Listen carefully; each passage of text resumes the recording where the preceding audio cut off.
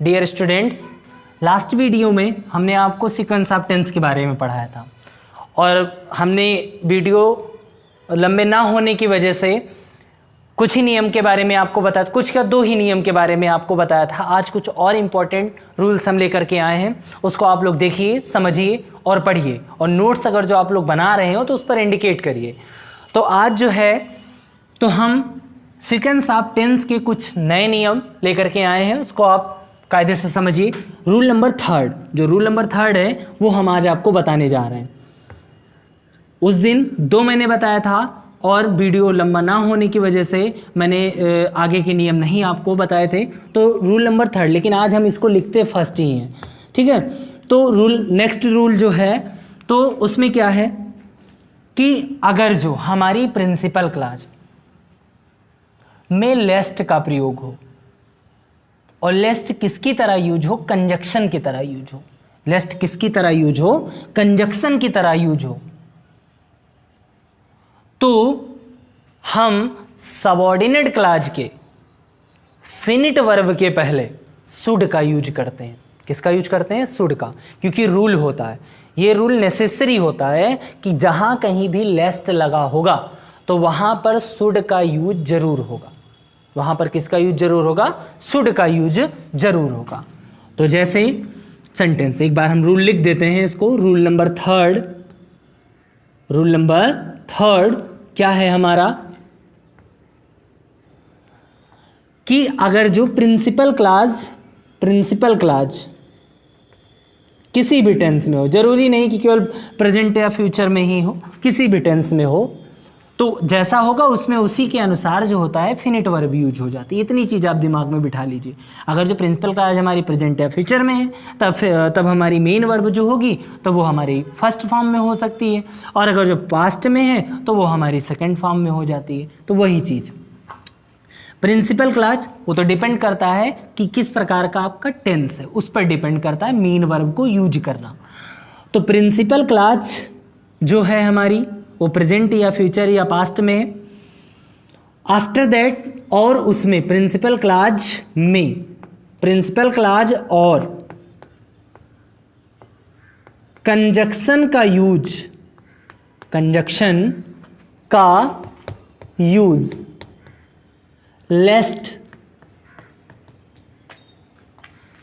लेस्ट की तरह होता है, या लेस्ट होता है।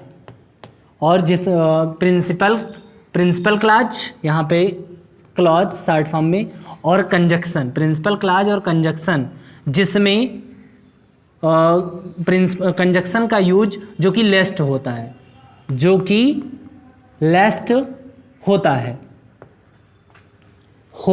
होता है। तो subordinate clause means dependent clause. तो dependent clause means subordinate clause. Dependent clause में शुड का यूज होता है। किसका यूज होता है बेटा?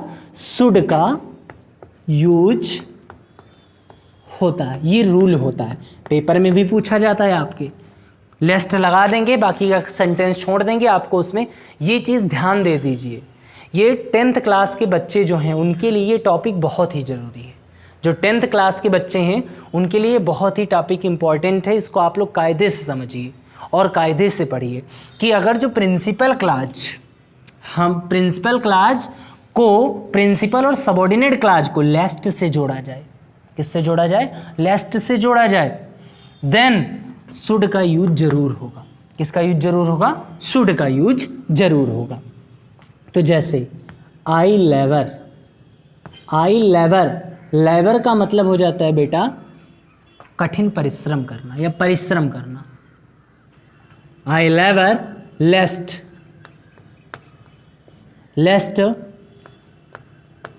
आई शुड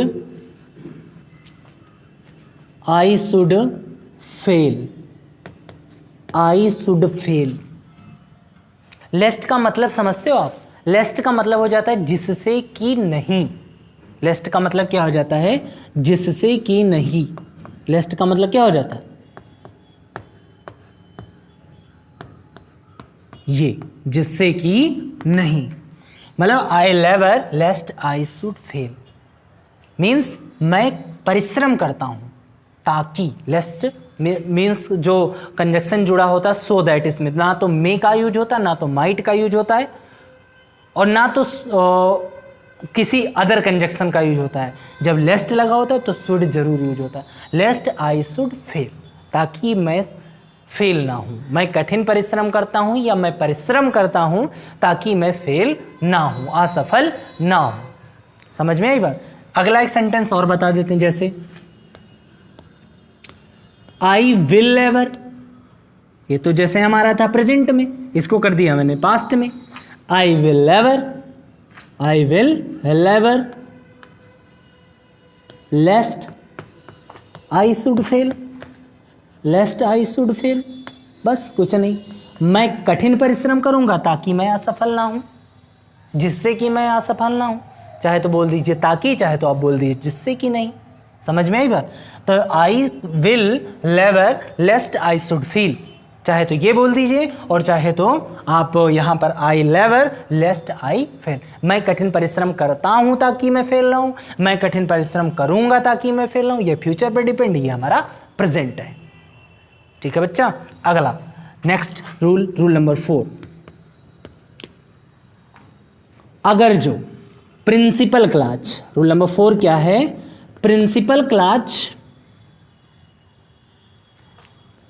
और सबऑर्डिनेट क्लच, और सबऑर्डिनेट क्लच दोनों में कोई कंडीशनल, दोनों कंडीशनल सेंटेंस में है, दोनों कंडीशनल, कंडीशनर नहीं, कंडीशनल सेंटेंस में है। दोनों किस में है? कंडीशनल सेंटेंस में है। तो सबऑर्डिनेट, तो सब ऑर्डिनेट क्लच का finite verb, finite verb present में होता है। किस में होता है बेटा? प्रेजेंट में होता है।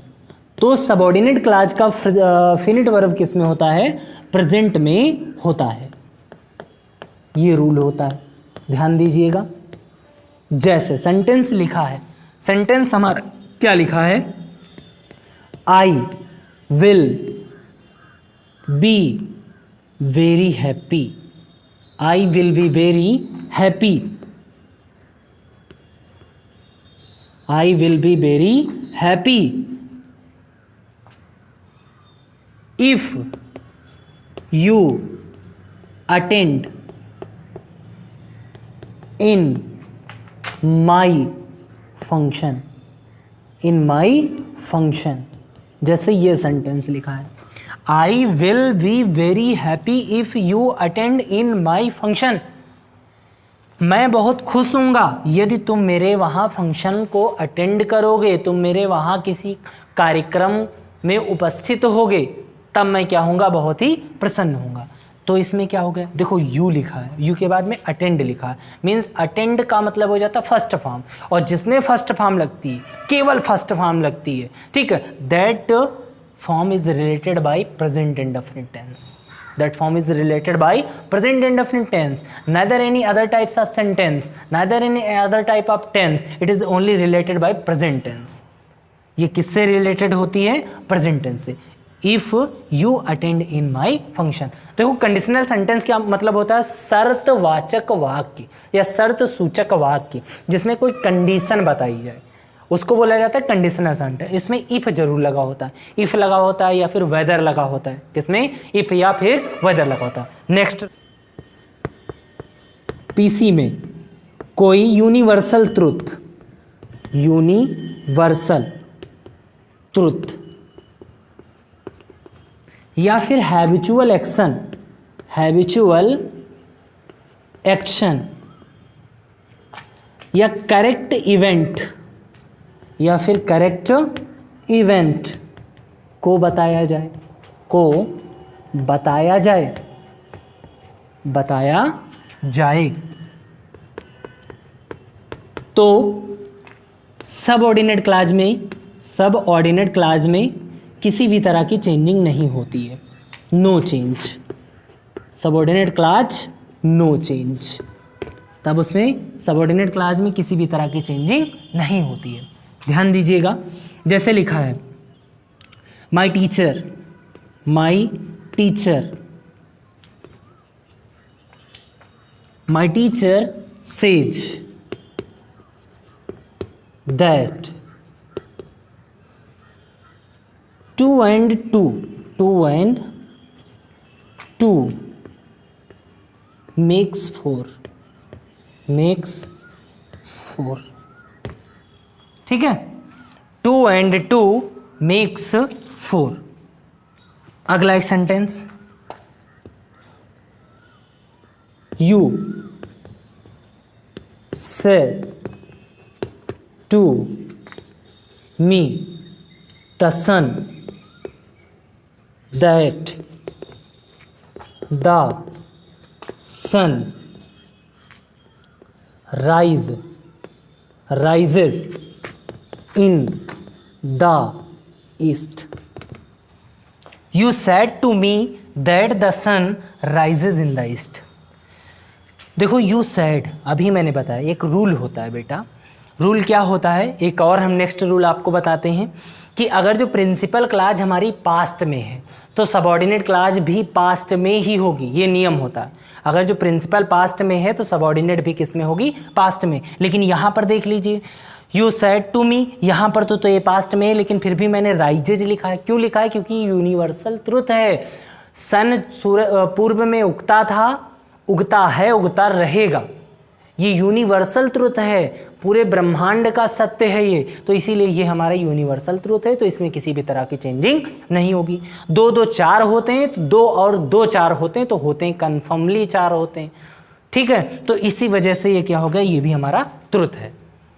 तो जहां पर कोई यूनिवर्सल ट्रुथ या हैबिचुअल एक्शन, हैबिचुअल एक्शन का मतलब स्वाभाविक कार्य, जैसे कुत्तों का भौंकना, ठीक है, बिल्ली का म्याऊं म्याऊं करना, हाथी का चिंघरना, ये सारी चीज़ें क्या, ये हैबिचुअल एक्शन है। हम लोगों का भी चिल्लाना एक तरह का हैबिचुअल एक्शन है, ये स्वाभाविक कार्य है हम लोगों का।